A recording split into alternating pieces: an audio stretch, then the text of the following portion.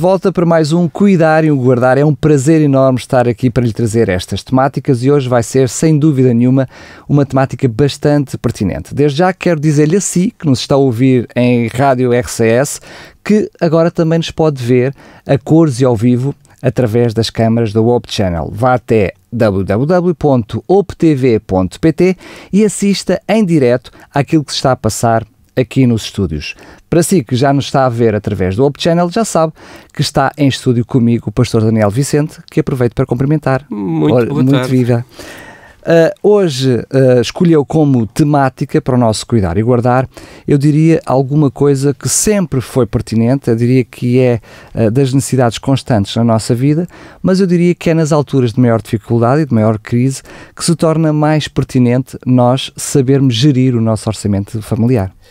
É verdade que se torna mais pertinente, mas não é o único momento em que o devemos fazer. Porque se não o fizermos sempre e em todas as circunstâncias, depois, quando vem a crise, não estamos capacitados para gerir e saber lidar com o orçamento da melhor maneira. É verdade que é nestas alturas que mais se fala de orçamentar e estar mais dentro daquilo que é o orçamento, mas isso é sempre necessário, é muito necessário. Aliás, os especialistas, portanto, em gestão financeira, que lidam com as famílias, dizem sempre que o grande problema, por vezes, dentro de uma família é não estarem de acordo os dois em relação àquilo que é importante num orçamento. Mas só existem duas maneiras de equilibrar um orçamento. É ou, portanto, termos uma redução de gastos ou aumentar as receitas para que elas fiquem equilibradas. Não há outra forma de nós fazermos isso. E, portanto, é muito importante que possamos ter um orçamento equilibrado onde as receitas e também depois os gastos estejam perfeitamente equilibrados para que não existam depois certas lutas e certos degladiares dentro de um casal que não vale a pena e que trazem instabilidade, sem dúvida, à família. Sendo que fazer um orçamento familiar é apenas um dos ingredientes necessários para uma estabilidade económica, mas há outros, não é? Sim, a estabilidade é importante. Aliás, a palavra de Deus fala-nos claramente disso em Lucas 28, quando Jesus diz que ninguém começa a construir uma torre sem primeiro se sentar a fazer as contas para saber se tem dinheiro para fazer essa obra, porque se não o fizer até se arrisca que depois os outros comecem a rir dele, porque afinal meteu-se num empreendimento que depois não chegou ao fim dele. Portanto, mas isso é contraditório com outro texto que nos diz que não nos devemos preocupar com o dia da manhã? Muito naturalmente eu te vou dizer que não é contraditório. Porque a Bíblia não se contradiz a si mesma. É mais uma das tuas rasteiras, mas sem dúvida que não é contraditório, porque quando nós não nos preocupamos com o dia da manhã é porque prevemos o dia de amanhã. E só através de um orçamento equilibrado, só através de uma previsão adequada dos nossos gastos e das nossas receitas, ou ao contrário, das nossas receitas, porque não podemos gastar antes de receber, das nossas receitas e dos nossos gastos, é que nós também podemos prever o nosso futuro, prever no sentido de precaver o nosso futuro, no sentido de não nos temos que preocupar com o dia de amanhã. Preocupar com o dia de amanhã é quando nós não estamos seguros em relação àquilo que pode acontecer. Através de uma orçamentação equilibrada, sem dúvida que nós vamos conseguir ter um controlo mais adequado daquilo que pode ser o que venha a acontecer no futuro. Claro, eu não posso ter um gasto descuidado, e já estou a ser simpático, pelo menos dizendo-lhe descuidado, e depois de esperar que Deus amanhã proverá, não é? As coisas não funcionam assim. Sem dúvida.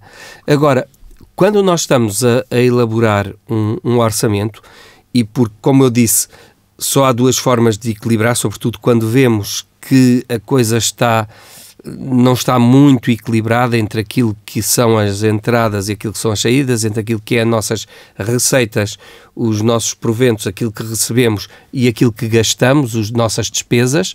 É importante nós procurarmos, em primeiro lugar, porque infelizmente hoje em dia não é assim tão fácil encontrar um segundo emprego, às vezes encontrar o primeiro já é tão difícil, claro, que encontrar um segundo, uma segunda fonte de receita não será tão fácil. Então é procurarmos conter nas despesas. Como é que nós podemos conter nas despesas? Uma delas, por exemplo, é evitar várias deslocações para fazer compras. Pode ser que pareça pouco ir com o carrinho daqui e ali para trazer umas quantas compras, mas decidirmos ir ao nosso supermercado de preferência uma única vez por semana, com uma lista.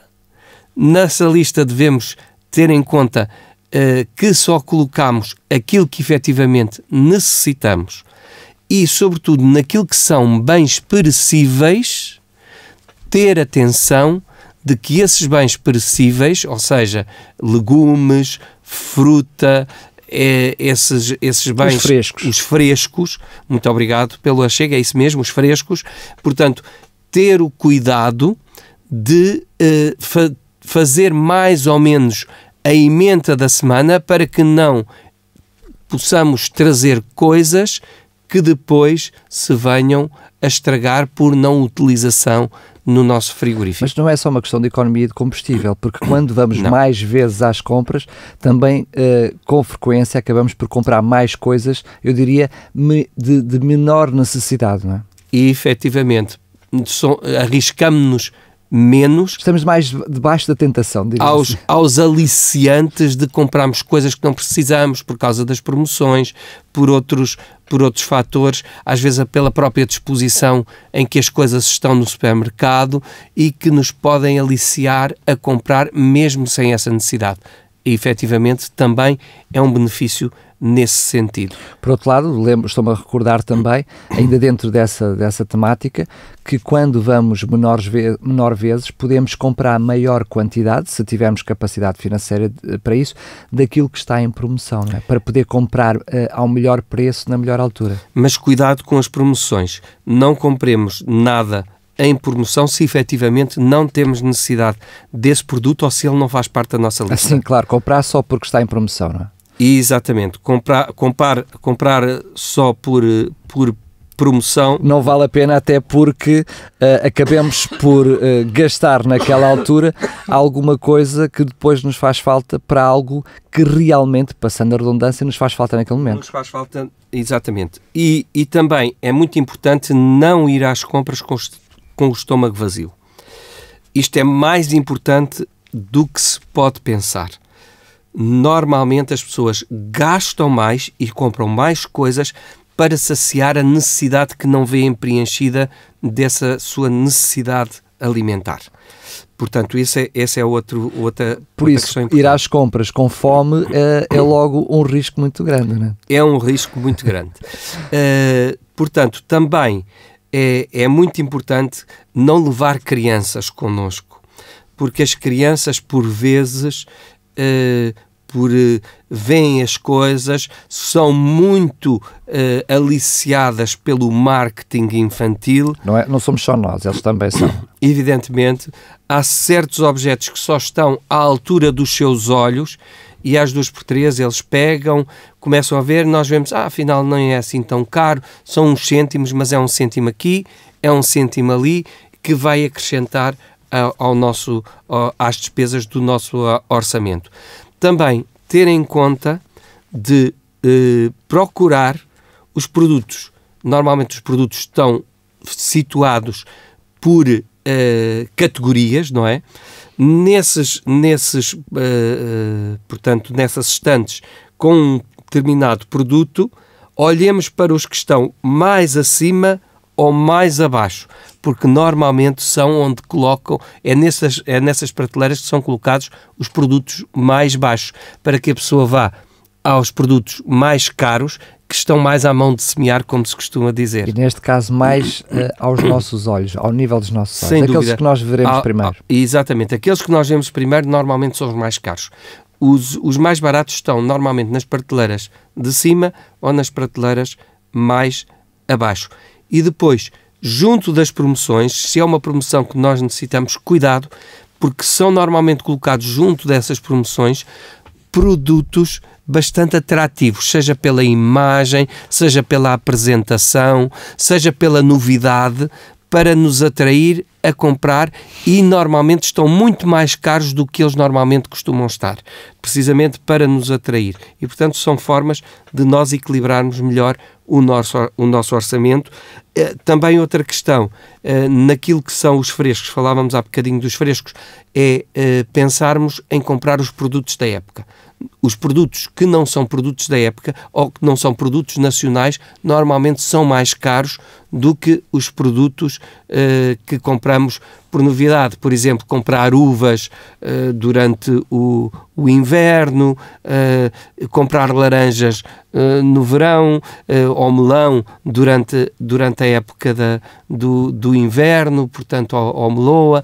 Normalmente esses produtos são mais caros, ou pêssegos durante o inverno, são muito mais caros nessa época, pela novidade, vêm de outros países, normalmente de barco ou de avião, o que encarece o seu preço, e nós podemos também poupar nesses produtos também, pensando em usar, sobretudo, produtos da época. Muito bem, agora depois de falarmos de alguns ingredientes que nos proporcionam estabilidade económica, e neste momento estamos a falar de algumas dicas de como poupar, sobretudo na altura de ir ao supermercado, mas agora sim, a nossa questão do orçamento familiar, porque mesmo para ir ao supermercado, começámos, é preciso antes fazer as contas. Fazer as contas. Então, que ingredientes é que nós deveríamos falar? Não sei se o pastor quer falar primeiro, de uma forma mais genérica, da importância de elaborar o orçamento familiar. Portanto, devemos pô-los por ordem, no orçamento, pôr por ordem de importância.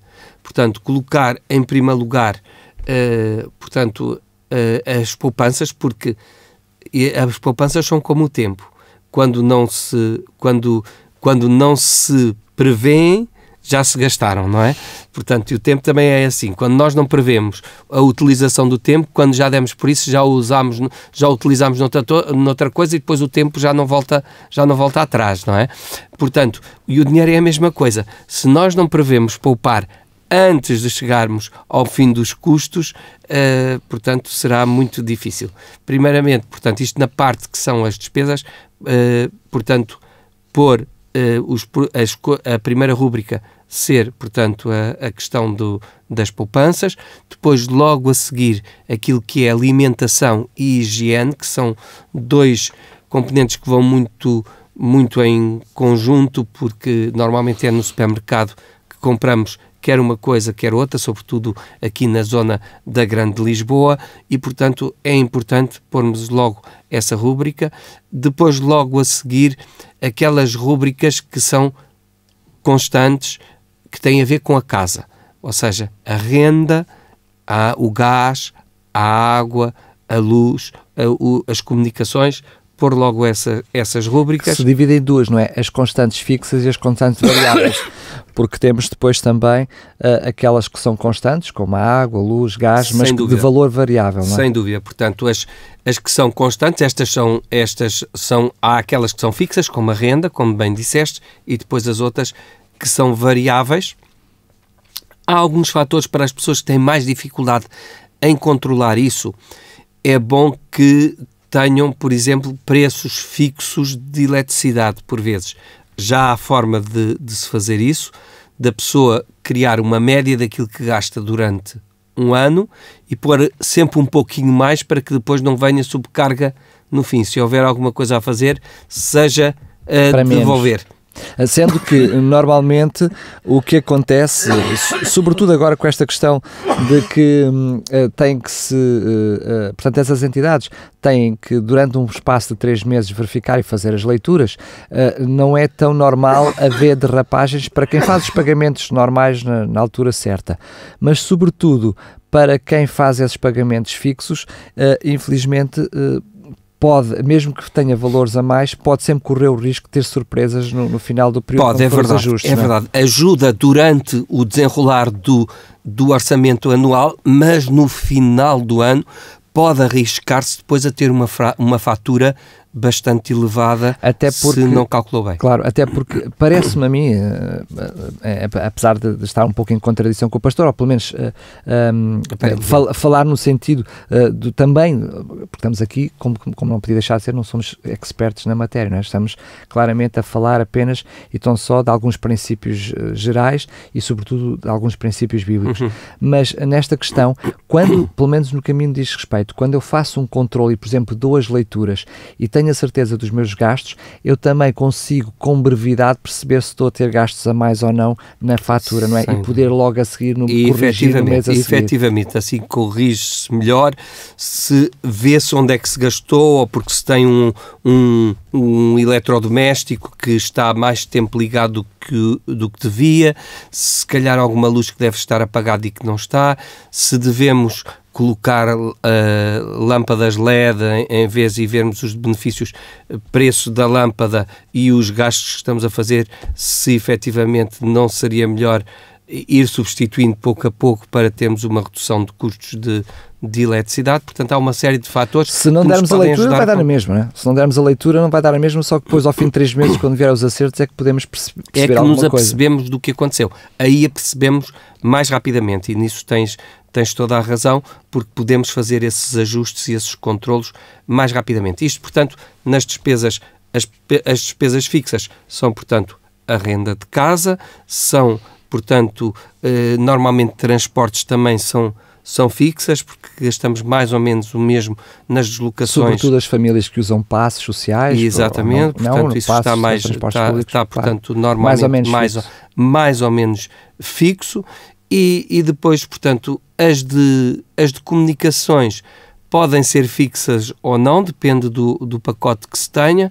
Convém sempre analisar todos os tipos de pacotes, ter cuidado com, portanto, a publicidade enganosa. Nós vamos depois ter um programa todo sobre a publicidade enganosa, e sobre os efeitos da publicidade e do marketing, mas é muito importante, portanto, termos a certeza daquilo que vamos gastar, porque por vezes dão-nos um preço, mas é o preço base, e depois é X mais Y. E que às vezes sofre alterações com o passar dos anos.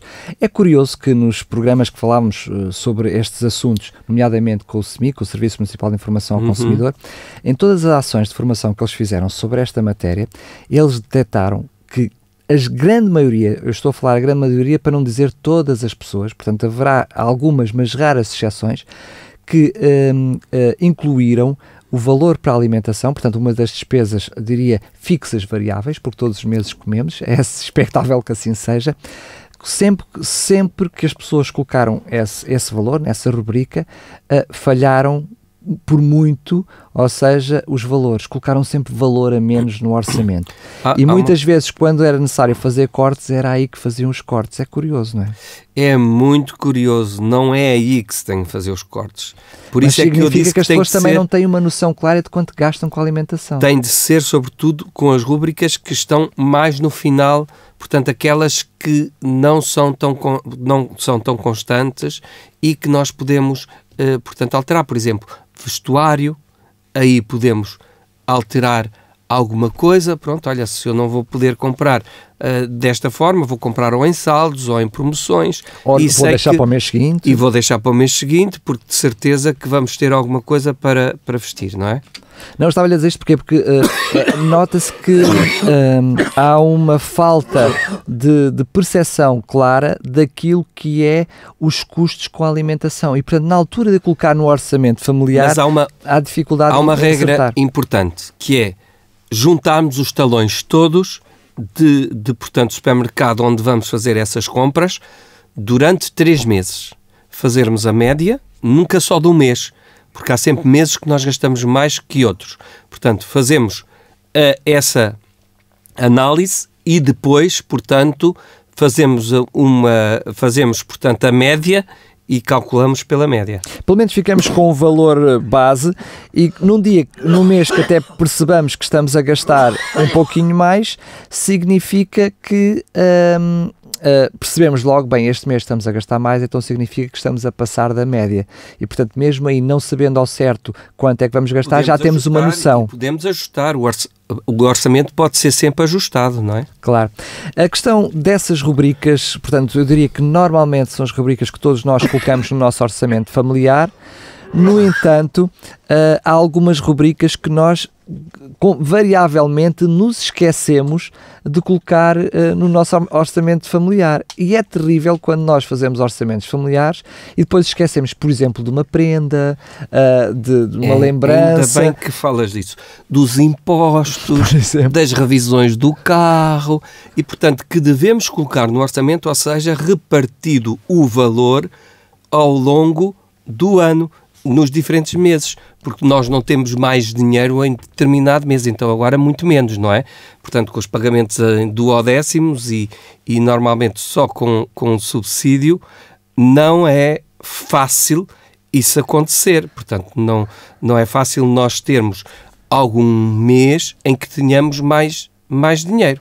E se não temos mais dinheiro, então temos que repartir essa despesa pelos 12 meses do ano, não é?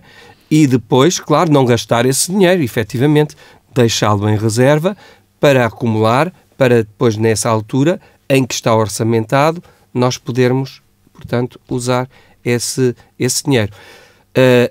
As prendas de aniversário, também, por exemplo... Um livro, qualquer coisa que se compre, ou uma peça de roupa, por exemplo, um casamento, que as férias, que por vezes todos temos direito a ter, combater o nosso stress e podermos ir de férias a algum lugar, enfim, alguns poderão ir a sítios mais paradisíacos, outros se calhar vão para fora cá dentro. Pronto, cada um sabe a sua carteira, sabe da sua bolsa, mas é importante que prevejam aquilo que pensam gastar nas férias e que o repartam ao longo, portanto, de todo o ano, dos meses do ano, não é? Sendo que muitas vezes, quando é para deixar esses valores de lado, muitas vezes é preciso criar algumas estratégias, porque nem sempre é fácil. Mas nós podemos fazer, portanto, a estratégia do mielheiro, que vamos juntando as moedas para as férias, uma conta a prazo onde posso colocar o tal valor mensalmente para as despesas anuais, enfim, podemos ser nós, se virmos que no nosso dia-a-dia, e não há, o problema é nós não assumirmos essas nossas dificuldades, não é? Efetivamente. Porque depois não nos precavemos para elas. Claro que numa conta a prazo, infelizmente, hoje cobram-te despesas de manutenção. Se não tiveres lá mais que 5.000 euros, vão-te cobrar depois despesas de manutenção. Mas, por exemplo, no meu caso concreto, eu vou dar até o meu exemplo que pode servir até de ajuda. Nós tínhamos duas contas, eu e a Xana, portanto a minha esposa, tínhamos duas contas, onde ela recebia o ordenado dela e onde eu recebia o meu ordenado. E nós estávamos a ter despesas com duas contas. E o que é que nós fazíamos? Como nós fazíamos já uma transferência programada, porque como estava na minha conta as despesas correntes do mês, a transferência do ordenado dela era passada para a minha conta de uma forma corrente e ambos tínhamos, portanto, cartões, ambos geríamos ambas as contas, passando a redundância. Mas a verdade é que deixávamos na outra conta aquilo que nós queríamos poupar e aquilo que nós queríamos deixar para as despesas, diria, anuais. Para nós parecia-nos ser uma boa ideia. Sabíamos que tínhamos outra conta, aquela conta ali não era para mexer, tinha aqueles propósitos. Um dia, o nosso gestor de conta disse, então, mas porquê é que vocês, em vez de terem duas contas, se fizermos a conta a prazo associada a uma conta já existente, ela não tem custos e deixamos de ter custos com a segunda conta. E foi assim que fizemos. Mas nem sempre assim nem acontece. Sempre acontece. Mas no nosso caso, mesmo estando associado, a menos que tem que se ver efetivamente quais são as regras de cada instituição bancária, porque neste momento variam muito de umas para as outras, e ter esse cuidado para que não tenham depois custos associados e, em vez de ser uma poupança, é um custo que, portanto, que depois a pessoa tem com despesas bancárias. Atenção também perdão, também, portanto, às questões dos impostos. Às vezes podemos reduzir alguma coisa, por exemplo, no IMI. se nós vemos que está sobrevalorizado o nosso IMI, é importante, porque de 3 em 3 anos nós podemos fazer a reavaliação do IMI. Por vezes valorizam o nosso imóvel com os imóveis que estão à volta. Mas, se calhar, nós estamos perto de uma urbanização que tem uma certa qualidade, mas a nossa, se calhar, até nem tem a mesma qualidade daquela e somos classificados com o mesmo valor. E convém, quando temos a certeza que efetivamente isso pode produzir uma redução, porque senão tem custos, são 50 euros só da reavaliação e, portanto, isso tem-se sempre que pagar se não tivermos direito a redução em relação portanto, ao que IMI, estava inicialmente. Mas vale a pena quando nós temos a certeza. E não se esqueçam que isso só se pode fazer de 3 em 3 anos. Portanto, vejam na vossa caderneta perdial qual foi a data da última avaliação e no ano que completam os 3 anos, pedem a reavaliação. Sendo que se esses anos forem intercalados com os anos em que o Estado também faz, porque o Estado também é obrigado a fazê-lo em 3 anos, sempre que o Estado fizer, nós podemos contestar essa avaliação. Essa avaliação, temos que ver como é que ela foi feita e logo a seguir, eu não tenho neste momento presente o prazo, mas logo a seguir a ela ser feita essa reavaliação, de nos ser comunicada a reavaliação, há um prazo para contestar. Eu creio que normalmente na notificação vem esse prazo que tem para contestar. Mas, portanto, não posso dizer com segurança aos nossos ouvintes neste momento essa questão legal de quanto tempo têm depois para contestar essa avaliação feita pelo próprio Estado. E também, em relação ao próprio imóvel, é muito importante nós irmos precavendo-nos contra infiltrações e outras coisas que, quando são tratadas a tempo e horas, têm menos custo do que quando nós vamos deixando degradar para depois resolver o problema. Para depois resolver o problema. Se estamos a pensar que estamos simplesmente a adiar e empurrar, como se costuma dizer, com a barriga, essas situações, e não vai ser uma economia de maneira nenhuma. Vai ser uma poupança. Se resolvemos atempadamente, vai ser um gasto. Prejuízo, um gasto. Se não o fizermos. Se não o fizermos, não vai ser uma poupança. Portanto, isso é muito importante também para que tenhamos alguma forma ainda de para fechar esta parte, a questão muito importante também, que é reavaliar aquilo que tem a ver com seguros. Se já tenho o meu seguro de carro há muito tempo, fazer uma reavaliação desse seguro porque me baixa a prestação, verificar como é que está os níveis e o valor dos spreads no mercado e perceber se, hoje em dia não é tão fácil, mas ainda é possível fazer, se é possível reavaliar ou não e com alguma negociação baixar a questão dos spreads. E uma coisa que foi notícia esta semana e que por isso acrescento aqui, algo que eu não consegui perceber que era possível, que é pessoas com poupanças até a prazo e a fazer empréstimos bancários. E como é que é possível receber 1 ou 2% de juro dessas poupanças e depois estar a fazer empréstimos e a gastar 20% e a pagar 20% de juros? 20% e 25% e às vezes 30%. E às vezes 30%, portanto. E sobretudo depois a forma como depois se vai liquidando esses mesmos empréstimos, que em vez de o fazermos pela totalidade, o fazemos parcialmente e provavelmente com encargos, não é? Com encargos, porque depois da percentagem que fica, suponho que tu pagas 10%. Dos 90% que ficam, tu vais pagar 20% de juro. Ora, esse 20% vai acumular aos 90%. E, portanto, quando pagas os 10% seguintes, já não deves 90%. Deves 90% do inicial mais alguma coisa. E, portanto, isso sempre a aumentar. Aí, depois de 3 ou 4 meses, tu já tens estado a liquidar e continuas a ter a mesma importância. E depois ela começa a aumentar e aumentar e aumentar e aumentar e, portanto, estás sempre a cobrar, é só a liquidar, perdão. Portanto, praticamente só juros, né? E mantendo a dívida. Só mais uma questão em relação às poupanças que podemos fazer é pensarmos que quando vamos comprar roupa, sobretudo roupa, cuidado, porque se essa roupa, e hoje é muito frequente não haver na etiqueta, se vimos na etiqueta, não é possível lavar na máquina de lavar, é limpeza a seco. Ora, se é limpeza a seco, é mais um custo que nós vamos ter. Portanto, parece que foi barata a peça de vestuário, mas torna-se cara porque depois tem o custo da lavagem, da limpeza. Exatamente.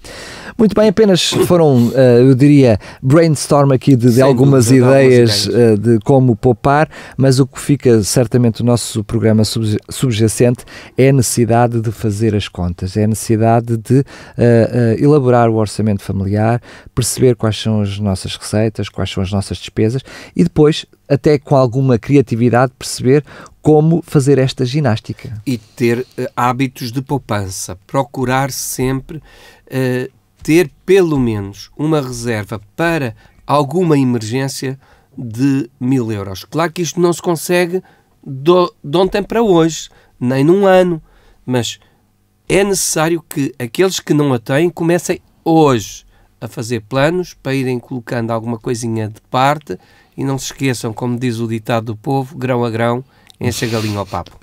Muito bem, chegamos então ao fim de mais um Cuidar e Guardar. Já sabe que este programa ficará disponível em podcast, em radiorcs.pt e também em vídeo no canal da Hope Channel, em optv.pt. Quero dizer também que se quiser fazer alguma sugestão, enfim, porque não pensar e se quiser participar e dizer que gostaria de, neste programa, que se pudéssemos falar sobre determinada temática, faça chegar a sua sugestão para programas@radiorcs.pt.